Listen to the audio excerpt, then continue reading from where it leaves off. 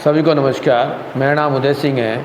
हम यहाँ हर वीडियो में मैथ्स के एक एक टॉपिक को लेकर के उनको कवर करेंगे और उनकी जो क्वेरीज आएंगी उनको भी क्लियर करेंगे।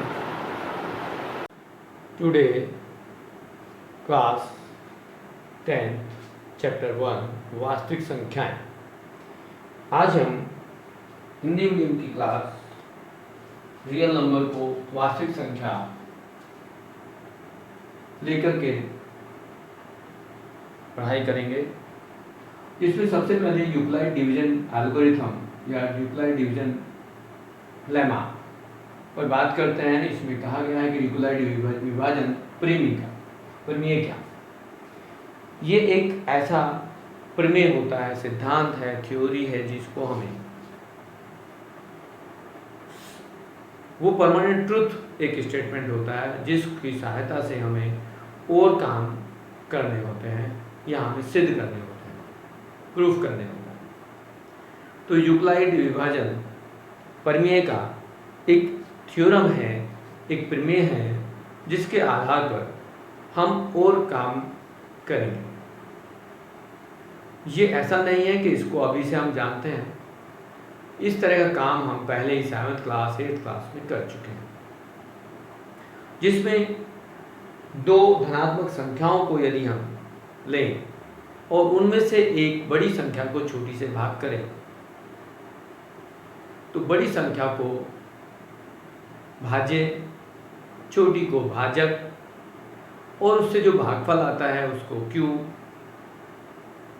भागफल और एक फिर शेषफल आता है। भाज्य हम यदि यहां पर लेते हैं भाज्य बराबर भाजक गुना भागफल प्लस शेषफल। इसी को यूक्लाइड ने एक प्रमेय का नाम दे दिया और उसमें कहा कि यदि हम a और b दो संख्या लेते हैं और a को b से भाग करते हैं तो यहाँ भागफल q और शेषफल r बचेगा। और शेषफल जो होगा उसकी शर्त ये होगी कि वो या तो 0 या 0 से बड़ा, लेकिन वो भाजक से छोटा होगा, b से छोटा होगा।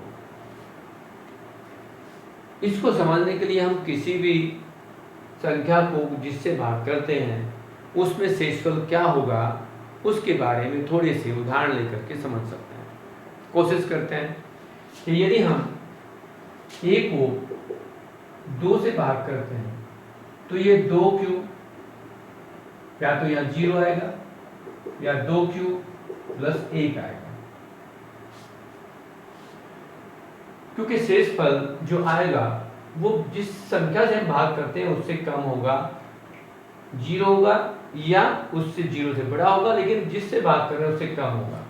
यदि हम एक और उदाहरण लेते हैं, यदि हम 3 से भाग करते हैं तो यहाँ शेषफल 0 हो सकता है, यहाँ q प्लस 1 हो सकता है या 3q प्लस 2 हो सकता है। इस तरह से हमारे पास ये यूक्लाइड विभाज्यता प्रमेय का को इस तरह से हम दिखा सकते हैं। यदि हम किसी संख्या को 4 से भाग कर रहे हैं तो ये हो सकता है,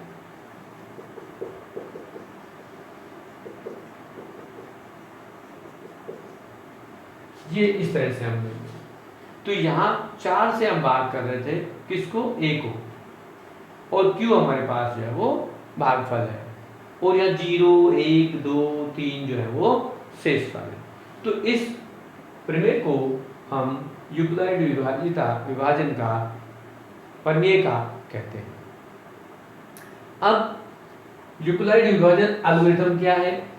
कंफ्यूजन इसमें कभी कभी बच्चों को हो जाता है। तो ये एल्गोरिथम क्या है? एल्गोरिथम का मतलब होता है कि इस काम को हम कैसे कर रहे हैं, प्रोसेस, तरीका, कि हम दो संख्याओं में a और b में b से भाग करते हैं तो हम इसको कैसे करेंगे,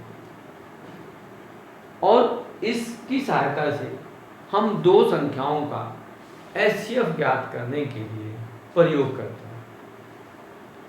वैसे तो हमारे पास भाग करने के तरीके और भी हैं, HCF निकालने के भी तरीके और हैं, लेकिन जब हम 10th क्लास में आ जाते हैं तो इस प्रमेय को प्रयोग करते हुए हम HCF निकालना चाहेंगे। अब किसी दो नंबर्स का यदि हमें HCF निकालना है तो उसके लिए हम क्या करेंगे? सबसे पहले हम देखेंगे कि वो संख्या है क्या और उन दो संख्याओं में कौन सी बड़ी है। यदि हम ये मान लें कि एक संख्या हमारे पास A जो है वो 20 है और B जो है हमारे पास 15 है, इन दोनों में से हमें HCF निकालना है। तो HCF हमने प्रीवियस क्लासों में सीख चुके हैं। अब HCF होता क्या है? HCF एक ऐसी संख्या है जो इन दोनों को भाग कर सके। दोनों संख्याएं उसके जो है गुणज होंगे। कौन सी संख्या है जो दोनों को भाग कर सकती है, ये चेक करने के लिए हमें यहाँ एक रो जो 20 है उसके गुणनखंड लिखने पड़ेंगे। जैसे गुणनखंड लिखेंगे 5 गुना 2 गुना 2। ऐसे यदि B के हम गुणनखंड करेंगे 15, या 5 गुना 3 हो जाए। अब इन दोनों में कॉमन है उसको हम कहते हैं HCF। अब क्या कॉमन है? देखो यहाँ पर 5 20 में भी है और 15 में भी, तो HCF जो होगा वो 5 होगा। अब इसको लिखेंगे तो 20 और 15 का HCF जो होगा वो 5 होगा। इस तरह से हम ये एक उदाहरण लिया। अब ऐसा ही उदाहरण यदि हम देखें कि जनरल लाइफ में कहाँ प्रयोग होता है, हम किसी दो टब लेते हैं या दो बाल्टी लेते हैं और एक मग लेते हैं। मग छोटा होगा दोनों बाल्टियों से, दो बाल्टियां भी अलग अलग साइज की हैं, और वो दोनों बाल्टीज में कुछ लिक्विड भरा हुआ है। हम चाहे उसको पानी मान लें, दूध मान लें, तेल मान लें, लेकिन हमें ये कहा जा रहा है कि एक ऐसा यूनिट देखो, ऐसा मग देखो, एक तीसरी छोटी बाल्टी देखो जो उन दोनों बाल्टियों में जो कुछ भी सामान भरा हुआ है वो पूरी संख्या में हम छोटे तीसरे बर्तन से नाप सकें। यदि तीसरे बर्तन से नाप सकते हैं, पूरा नाप लें, जो तीसरा बर्तन होगा वो HCF के बराबर होगा। सामान्य फिर एग्जाम्पल सोच लेते हैं हम। एक हमें दूरी नापनी है, कमरे की लंबाई नापनी है, चौड़ाई नापनी है, तो एक ऐसा स्केल लें जिससे वो लंबाई और चौड़ाई को पूरा नाप सके, कुछ ना बचे। तो ऐसा कौन सा स्केल होना चाहिए? तो हम क्या करेंगे, दीवार की लंबाई और चौड़ाई का HCF निकाल देंगे। ऐसा एक उदाहरण है आपकी बुक में कि एक सेना है, उसमें कुछ बैंड वाले भी हैं। वो सारी सेना बैंड वालों के साथ चले और एक ग्रुप में चले और हर ग्रुप में बराबर सोल्जर हो जाएं, तो वो संख्या कैसे निकालेंगे? तो HCF से निकालेंगे। एक और क्वेश्चन लें कि दो प्लेयर हैं, दोनों प्लेयर एक राउंड में घूम रहे हैं और वो एक दूसरे के अपोजिट डायरेक्शन में घूम रहे हैं, एक दूसरे के विपरीत दिशा में घूम रहे हैं। तो वो कितने जल्दी या कितने टाइम के बाद एक दूसरे को मिल पाएंगे? यदि वो एक दूसरे के अपोजिट डायरेक्शन में घूम रहे हैं तो वहां भी हमें HCF ही निकालना पड़ेगा। कम से कम टाइम में वो एक दूसरे को मिल लेंगे। तो ऐसे ही क्वेश्चनों को करने के लिए हमें Euclid division algorithm, Euclid division प्रमेय का यूज करना पड़ता है।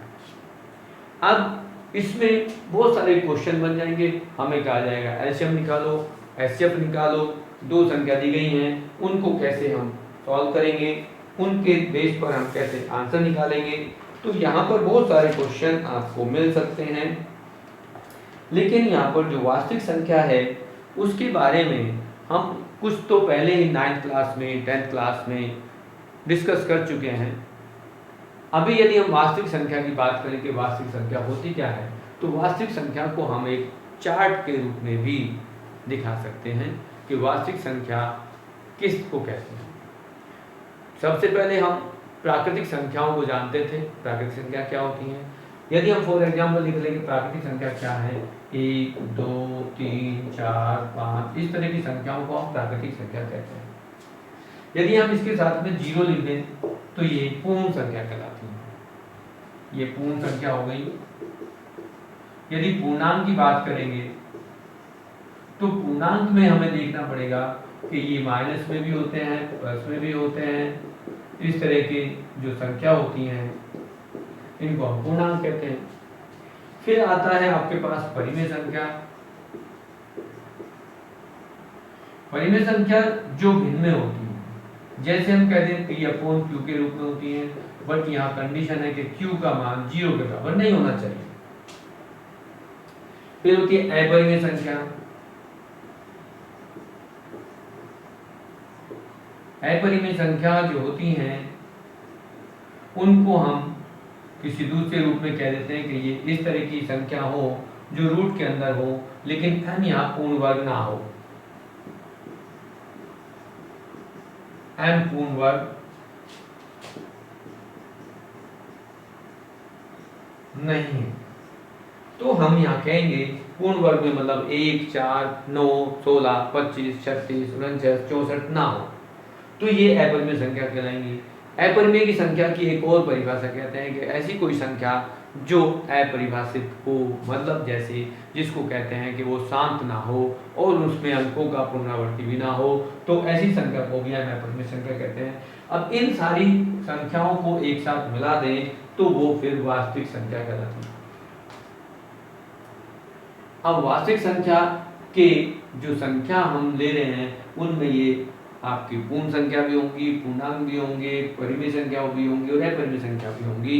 इन सब के ऊपर यहाँ इस चैप्टर में हम बात करेंगे। इसमें बहुत सारे काम हम करेंगे और खास करके हमारे पास जो इन क्वेश्चनों को करेंगे उसमें ये नियम हम सबसे ज़्यादा प्रयोग करेंगे। और यहाँ तक कि ये एक क्वेश्चन यूक्लाइड विभाजन परिमेय काटने के ऊपर 1 नंबर का एक क्वेश्चन आपके एग्जाम में जरूर आता है, तो इसको जरूर याद रखें। इसका ही प्रयोग करके हम एचसीएफ निकालें। यदि इसका प्रयोग करके हम एक संख्या 20 और 15 का एचसीएफ निकालें तो क्या होगा? तो जो बड़ी संख्या है 20 इसमें बड़ा है किससे? 15 से। तो हम क्या करेंगे? 15 से 20 को भाग करते हैं। ये दूसरा मेथड है। अभी हमने क्या किया था? गुणनखंड मेथड से हमने एचसीएफ निकाला। एक भाग विधि है, इससे भी हम एचसीएफ निकालेंगे। और तीसरा फिर यहाँ अप्लाई करेंगे। देखेंगे 15 से एक हम 15 करते हैं और यहाँ पे चलता है, बचता है हमारे पास शेषफल 5। अब इस शेषफल से हम 15 को भाग करते हैं तो 5 दिया 15। अब यहाँ हमारे पास शेषफल 0 आ गया। अब जिस संख्या से भाग करने के बाद शेषफल 0 आता है वही संख्या इसका एचसीएफ होता है। तो 15 और 20 का एचसीएफ बराबर क्या होगा? किससे भाग करने पर 0 आ रहा है? ये 5 से। अब हम यदि इस परिमेय को प्रयोग करेंगे एचसीएफ निकालने के लिए तो क्या करेंगे? हम लिखेंगे 20 बराबर 15 गुना 1 प्लस 5। ये कहाँ से आया? डायरेक्ट यदि कहीं कंफ्यूजन है तो हम इस प्रॉपर्टी को, इस मेथड को, इस एल्गोरिथम को प्रयोग कर लेते हैं। तब हमारे पास ये मिलता है कि 20 से को हम 15 से भाग कर रहे हैं तो 20 बराबर 15 गुना 1, जैसे 20 यहाँ भाजक 15, भागफल 1 और शेषफल 5 आता है। ऐसे ही अब अगली बात क्या करेंगे? इस 15 को भाजक को भाग करेंगे। किससे करेंगे? शेषफल से करेंगे। कितने बार होगा? लगभग 3 बार यदि करेंगे तो 5 या 15 हो जाएगा और शेष हमारे पास है 0 बच जाएगा। चाहे तो आप ये चेक कर लो। हमने जब 15 से 20 को भाग किया तो शेषफल 5 आया, ये आ गया। अब 5 से भाग करेंगे 15 को तो 3 बार भाग करने के बाद शेषफल 0 आ गया। तो अब यहाँ पर इसका जिस संख्या से भाग करने के बाद हमारा शेषफल 0 आता है वही उसका एचसीएफ होता है, तो एचसीएफ 5 हो गया। अब ऐसे बहुत सारे क्वेश्चन हमारी बुक में हैं जिनको लेकर के हम यहाँ क्वेश्चन कर सकते हैं। अब इसका प्रयोग हमने सीख लिया, कैसे करेंगे, एचसीएफ कैसे निकालेंगे। एक रिजल्ट है कि यदि हम एलसीएम निकाल लेते हैं, दो नंबर हमें पता चल जाए, तो इनका एलसीएम कैसे निकालें, ये भी होता है। यदि हमारे पास दो नंबर दिए गए हैं, एक एलसीएम दे दिया गया, तो एलसीएम कैसे निकालेंगे? एलसीएम निकालने के लिए एक फॉर्मूला है, चाहे तो हम फैक्टर मेथड से करें, या फिर यहाँ LCM into HCF equal to A into B होता है, मतलब प्रोडक्ट ऑफ द एचसीएफ और LCM equal to product of both number. दो संख्या जो भी दे रखी है उनका गुणनफल करेंगे और एलसीएम और एचसीएफ का गुणनफल करेंगे तो वो आपस में बराबर होता है। यहाँ एक क्वेश्चन रिपीट होता रहता है कि कैसे पता करेंगे कि ये एचसीएफ हमें दे रखा है कोई, वो इन दो संख्याओं का एचसीएफ है भी या नहीं। तो क्या करेंगे, एचसीएफ से एलसीएम भाग हो जाना चाहिए। यदि हमें एलसीएम दे दिया, दो संख्या नहीं दे रखी, एलसीएम दिया और एचसीएफ दिया हुआ, पता करो कि दी गई दो संख्याओं का ये एचसीएफ होगा या नहीं होगा। यदि वो एचसीएफ से एलसीएम भाग होता है तो वो दो संख्याओं का एचसीएफ होगा, अदरवाइज नहीं होगा। अभी प्रीवियस लास्ट क्लास में, लास्ट एग्जाम में क्वेश्चन इस टाइप का आया था, तो ये पता करना था कि जो संख्या दी गई है वो एचसीएफ है या नहीं, एचसीएफ हो सकता है या नहीं हो सकता। यदि ये एचसीएफ एलसीएम को भाग करता है तो वो एचसीएफ हो सकता है, और यदि नहीं कर सकता तो वो दोनों संख्या कोई भी हो उनका एचसीएफ नहीं होगा। एचसीएफ की बात करें तो ऐसी दो संख्याओं का ऐसा छोटा नंबर, चाहे तो वो छोटी संख्या के बराबर हो सकता है या छोटी संख्या से भी छोटा हो सकता है, और वो संख्या दी गई दोनों तीनों संख्याओं को भाग कर सकता है। जबकि एलसीएम क्या है, एलसीएम वो बड़ी संख्या है जो सबसे बड़ी संख्या हो सकती है या उससे भी एक बड़ी संख्या हो सकती है। अब यदि हम एलसीएम निकालना चाहेंगे 20 और 15 का, तो एलसीएम तो हमें मालूम नहीं, एचसीएफ हम निकाल चुके हैं, तो ए हमारे पास 20 है, बी बराबर 15 है और एचसीएफ 5 हो गया, तो 5 से इसे कैंसिल करके 3 आ गया और 20 या 60 इसका एलसीएम आ गया। अब देखो 60 15 और 20 से दोनों से भाग हो रहा है, दोनों से भाग हो रहा है, तो एलसीएम क्या हुआ, इन दोनों से भाग होना चाहिए, या बड़ी संख्या होगी या बड़ी संख्या से भी बड़ा होगा, लेकिन दी गई दोनों संख्याओं से भाग होगा तो उसे एलसीएम कहेंगे, और जो दोनों संख्याओं को भाग कर सके उसको एलसीएम कहेंगे। अब इसके साथ हमारे पास दो पॉइंट हुए कि यूक्लाइड विभाजन परिमेय का, दूसरा यूक्लाइड विभाजन एल्गोरिथम। तो एल्गोरिथम तो हमारे पास तरीका होगा किस तरह से हम इस काम को करते हैं, तो यूक्लाइड एल्गोरिथम हम यूज करेंगे, यहाँ से इसको कैलकुलेट कर देंगे, और ये हमने एचसीएफ निकाल दिया। अब एक तीसरा आता है अंकगणित का आधारभूत प्रमेय। अंकगणित के आधारभूत प्रमेय का मतलब होता है कोई संख्या हमें दे दी जाए, जैसे 156 है, इसके गुणनखंड लिख देने हैं किसके रूप में, अपरिमेय संख्या को, परिमेय संख्या के रूप में, प्राइम नंबर, अभाज्य संख्या के रूप में। तो हमें क्या करना है, 156 के या 256 ले लो, 256 चाहिए, 256 को इसके गुणनखंड करेंगे तो 2 से भाग करेंगे, 2 एकम 2, 2 दूनी 4, 2 अट्ठे 16, फिर 2 से भाग करेंगे, 2 चिक्का 12, 2 चौक 8, फिर 2 से भाग करेंगे, 2 की 6, 2 दूनी 4, फिर 2 से भाग करेंगे, 2 एकम 2, 2 चिक्का 12, फिर 2 से भाग करेंगे, ये 8 होगा, फिर 2 से करेंगे 4 होगा, फिर 2 से करेंगे 2 होगा। तो इसको क्या लिखेंगे, कितने 2 हो गए यहाँ पर देखेंगे, 1 2 3 4 5 6 7 8, यानी कि 2 की घात 8 हमारे पास ये आ गया। हम इनको गुणनखंड के रूप में लिख सकते हैं, जैसे 2 गुना 2 गुना 2 गुना 2 गुना 2 गुना 2 गुना 2 गुना 2, कितने लोग हैं, 1 2 3 4 5 6 7 8, इस तरह से हम लिख सकते हैं। तो इसको क्या लिखेंगे, 2 की घात 8। तो ये हमारे पास अंकगणित के आधारभूत प्रमेय हो गए कि जिस कोई भी संख्या यदि है उसको अभाज्य गुणनखंड के रूप में लिखना ही आधारभूत प्रमेय कहलाती है। अब इसके फिर में किसी भी संख्या के अभाज्य गुणनखंड करने के लिए हमारे पास दो मेथड है, एक तो ये मेथड हो गया और एक कहते हैं ट्री मेथड। अब इसी को यदि हम ट्री मेथड से यूज करते हैं तो यहाँ से 256 है, तो 256 को हम किससे भाग कर रहे हैं, 2 से भाग कर रहे हैं, 2 से भाग करेंगे इसमें तो क्या आएगा 128 आएगा, फिर 128 को 2 से भाग करें तो क्या आएगा 64 है, 164 को फिर 2 से भाग करें तो 32 आएगा, 32 को फिर 2 से भाग करें तो 16 आ गया, 16 को 2 से भाग कर रहे हैं तो फिर 8 आ गया, 8 को 2 से भाग करें तो 4 आ गया, और 4 को 2 से भाग करें तो 2 आ गया। इस तरह से ये हमारे पास इसके अभाज्य गुणनखंड बन गए। इसको ट्री मेथड कहते हैं। तो ये भी एक क्वेश्चन आपके पास एग्जाम में आता है। किस तरह से हम करते हैं कि जितने भी हमारे पास नंबर हैं, कोई भी हैं, उनको यदि हम उनके अभाज्य गुणनखंड के रूप में लिख दें तो it called be fundamental theorem of arithmetic, मतलब आप में अंकगणित की आधारभूत प्रमेय। हम एक अलग और अकेले गुणनखंड होते हैं उसको हम करते हैं। नॉर्मली हमारे पास यहाँ सब चीज़ों के लिए प्रयोग करने के लिए हमने इम्प्लाइड लेमा यूज करेंगे, फैक्टर्स करेंगे। फैक्टर हमारे पास दो मेथड हो सकते हैं, प्राइम फैक्टर और ट्री मेथड। अब तीसरी संख्या आती है, सिद्ध करना है √2 √3 अपरिमेय संख्या है। तो ये हम 9th में भी सीख चुके हैं, और यहाँ 9th के साथ हमें 10th में भी ये एक क्वेश्चन जरूर आता है, और इसको हमें जरूर आना चाहिए। इसके लिए हम 1 by 1 इनको प्रूफ करेंगे।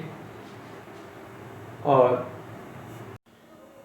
अब हम नेक्स्ट क्वेश्चन जो एग्जाम में आता है उसको लेते हैं, और क्वेश्चन है सिद्ध करना है कि √2 या √3 एक अपरिमेय संख्या है। किस तरह से हम इसको सिद्ध करेंगे, और ये एग्जाम में आता है और आएगा। तो हम सबसे पहले ये मान लेते हैं, सॉल्यूशन करेंगे यदि हम, तो माना कि √2 एक परिमेय संख्या है।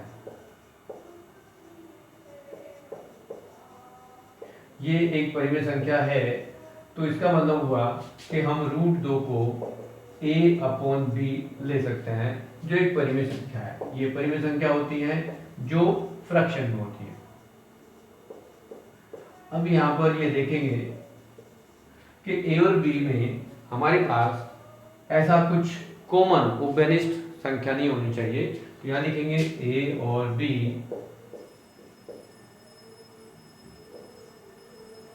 में कुछ भी उभयनिष्ठ नहीं है।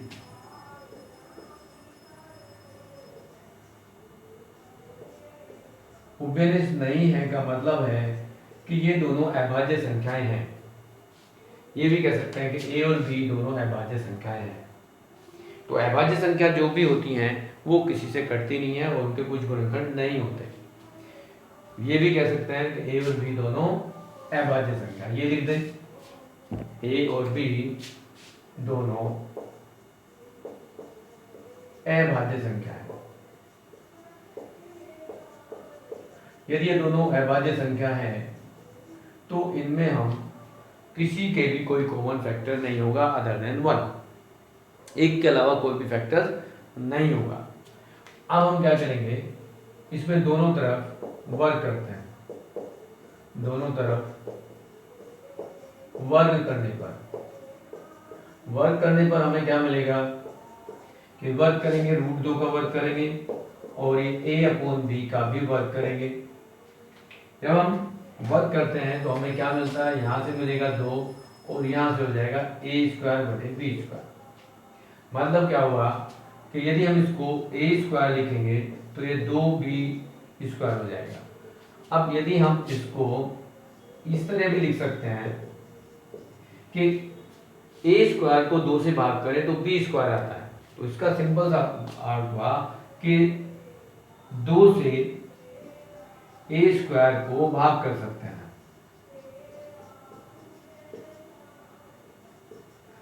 यदि हम कर सकते हैं तो क्या होगा, ये b² में मिला। अब यदि ये 2 से a² को भाग कर सकते हैं तो 2 से हम a को भी भाग कर सकते हैं।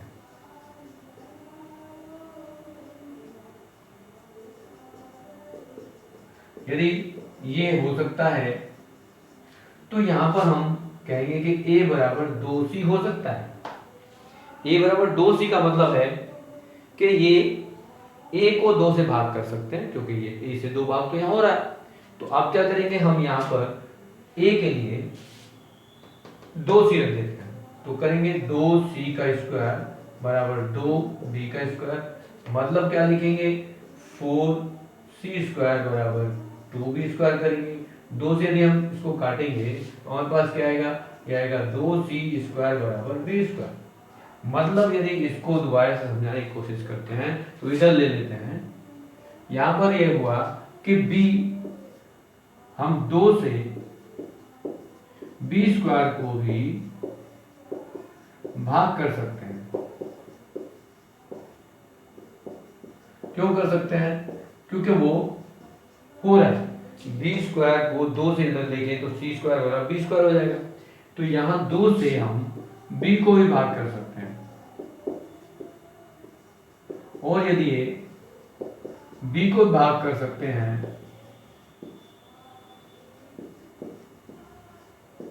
तो यहां ये हुआ कि a और b में दोनों में 2 उभयनिष्ठ गुणनखंड है, क्योंकि 2 a और b का एक उभयनिष्ठ गुणनखंड मिलता है। यदि ये गुणनखंड है जो, तो हमने जो यहां सोचा था कि ये एक परिमेय संख्या है, तो वो सोच हमारी गलत हो गई। तो जो गुणनखंड है, तो हमने जो सोचा था, हमने जो सोचा या माना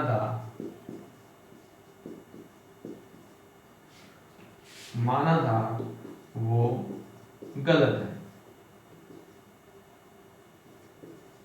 अब जब वो गलत है तो क्या होगा, अतः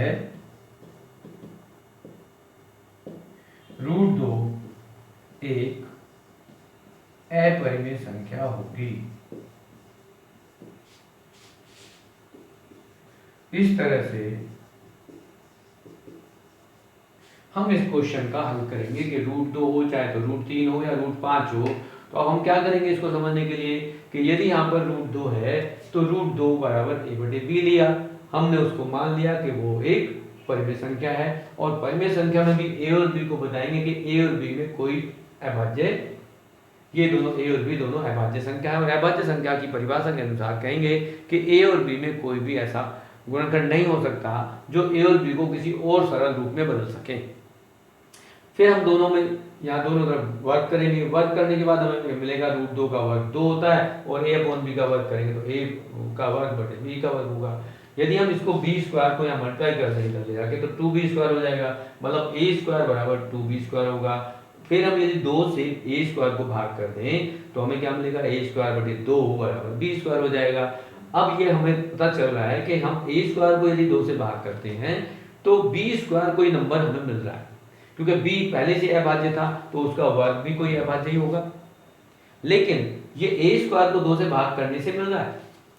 इससे हमें ये समझ में आ रहा है कि a² को हम 2 से भाग कर सकते हैं। तो हमने लिख दिया कि 2 से a² को भाग कर सकते हैं। जब 2 से a² को भाग कर सकते हैं, 2 से a को भी भाग कर सकता है। मतलब ये हुआ कि यहाँ a का एक उभयनिष्ठ गुणनखंड है जो 2 है, मतलब इसके a के गुणनखंड किए जा सकते हैं।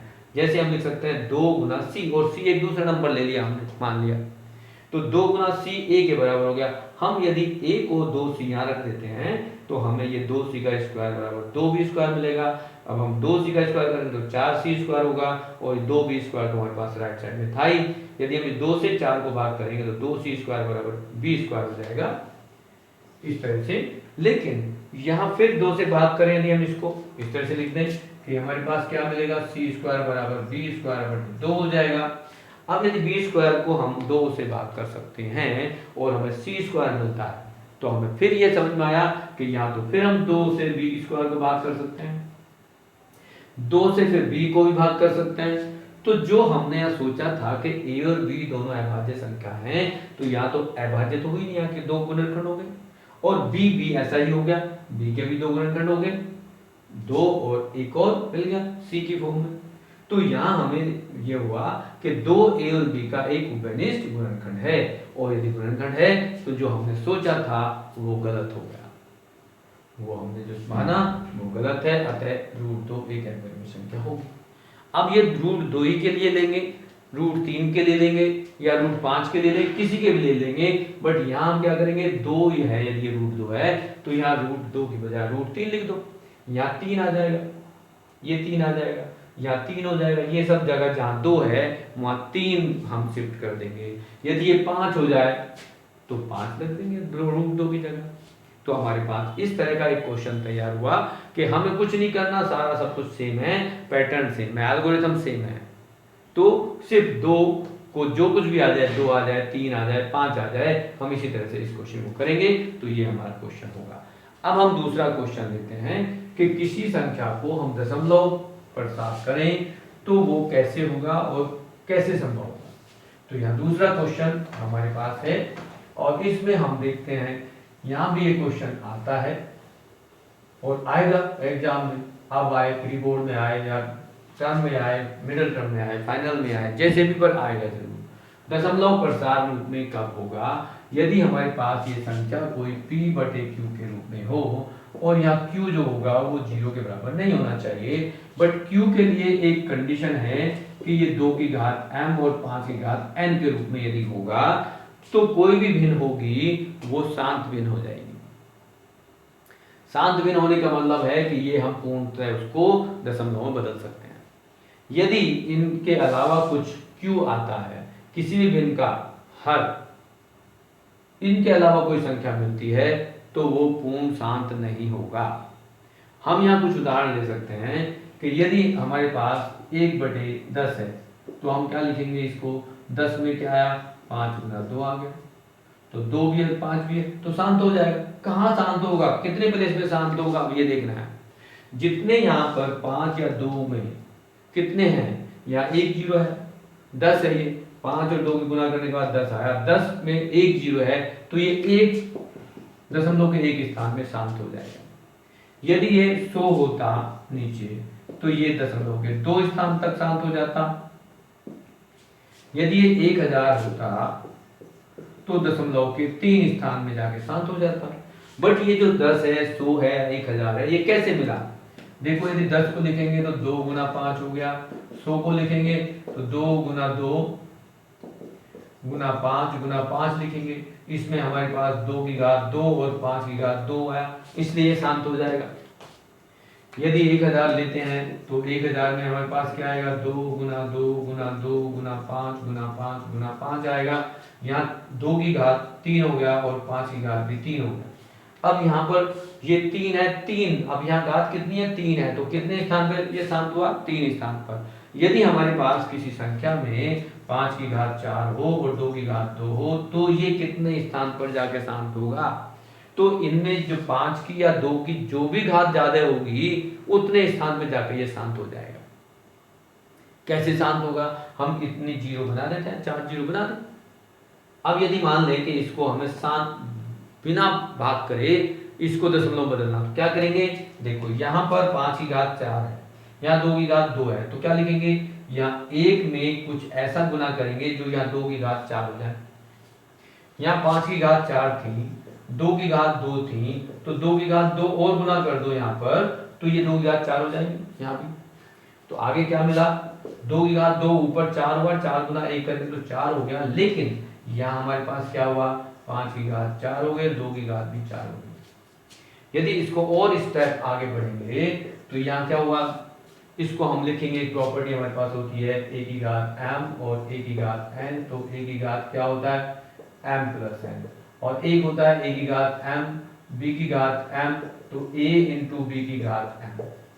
तो ये हमें फॉर्मूला यहाँ लगाना है, 5 की घात 4 और 2 की घात 4, तो क्या हुआ 5 गुना 2 की घात 4 हो गया, मतलब क्या हुआ 4/10 हो गया, ये 5 गुनी 10, 10 की घात 4, और 10 की घात 4 का मतलब क्या है, यदि हम इसको लिखेंगे तो लिखेंगे 4/4 जीरो, और जब 4 जीरो है, जैसे हमने यहाँ लिखा कि 1 जीरो है तो 1 दशमलव में शांत हो गया, 2 जीरो है तो 2 में शांत हो गया, 3 जीरो है तो 3 में शांत हो गया, तो यहाँ तो 4 जीरो है तो ये 4 अंक में जाकर के शांत हो जाएगा।